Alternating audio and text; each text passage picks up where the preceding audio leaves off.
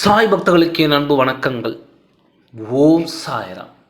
என் அன்பு குழந்தையே, வெளுத்ததெல்லாம் பாலாக நினைக்கும் என் குழந்தை, நீ யார் எதை சொன்னாலும் அதை நம்பி அவர்கள் உன்மேல் பாசம் வைத்திருக்கிறார்கள் என்று என் குழந்தை நீ ஏமாற்றி வருகிறார்கள். என் குழந்தையே, இதை பற்றி உன்னிடம் பேச இன்று உன் சாயப்பா வந்திருக்கின்றேன். முழுமையாகவும் இறுதி வரை பொறுமையாகவும் கேள்.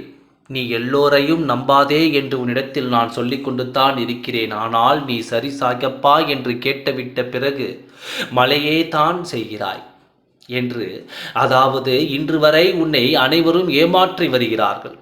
எச்சரிக்கையாக இரு என்று உன்னை எத்தனையோ முறை நான் எச்சரித்து விட்டேன். நீ கேட்பதாக இல்லை.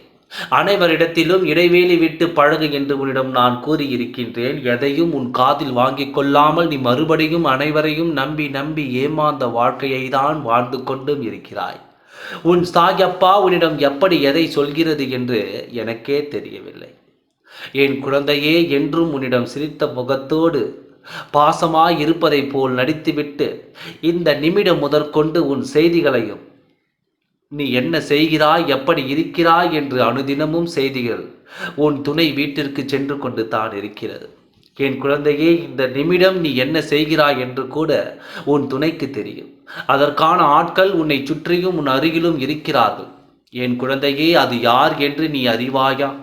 நான் உன்னிடம் சொல்லி இருக்கின்றேன். எதை யாரிடமும் பேசினாலும் அவர்கள் என்ன நோக்கத்தில் உன்னிடம் கேட்டுக்கொண்டிருக்கிறார்கள் என்பதை உணர்ந்துவிட்டு அதன் பிறகு அவரிடம் பேசுகின்றேன். உன்னிடம் நான் கூறியிருக்கிறேன் அல்லவா?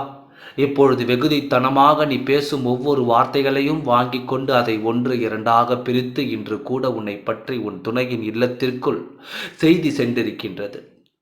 இது யாராக இருக்கும் என்று நீ குழப்பமடையலாம். குழந்தையே, தெளிவாக யோசித்துப் பார். உன் மனைவிக்கு அந்த நபரை நான் தெளிவுபடுத்தி காட்டுவேன்.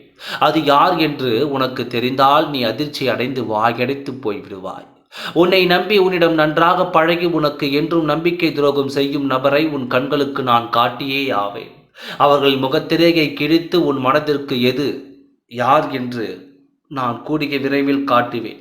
இப்போதாவது நீ கவனமாக இருப்பாயா? யாரிடமும் இடைவெளி விட்டு பழகுவாயா? யாரிடமும் எதை பேச வேண்டும் என்று யோசித்து பேசுவாயா? என் குழந்தையே, இப்போதாவது சாயப்பா சொல்லை கேட்டு கவனமாக நடந்து கொள். உனக்கு எந்த ஒரு பிரச்சனையும் வராமல் நான் பார்த்து கொள்வேன். உன்னை கவனிப்பதை விட உன் சாயப்பாவிற்கு வேறு எந்த வேலையும் இல்லை. சற்று கவனமாக நடந்து கொள். இதை நினைத்து மனதை போட்டு குழப்பிக் கொள்ளாதே. தெளிவான உனக்கு ஒரு சிந்தனையை கொடுத்து அது யார் என்று உன் மனதை அறியப்படுத்துவேன். அவர்களை உன் சாயப்பாவால் நான் பார்த்து கொள்வேன் என்று நீ நிம்மதியாக இரு. ஏனென்றால் உன் சாயப்பாவிற்கு தெரியும், எல்லாம் நல்லபடியாக நடத்தி கொடுப்பேன். ஓம் சாய்ராம். நன்றி, வணக்கம்.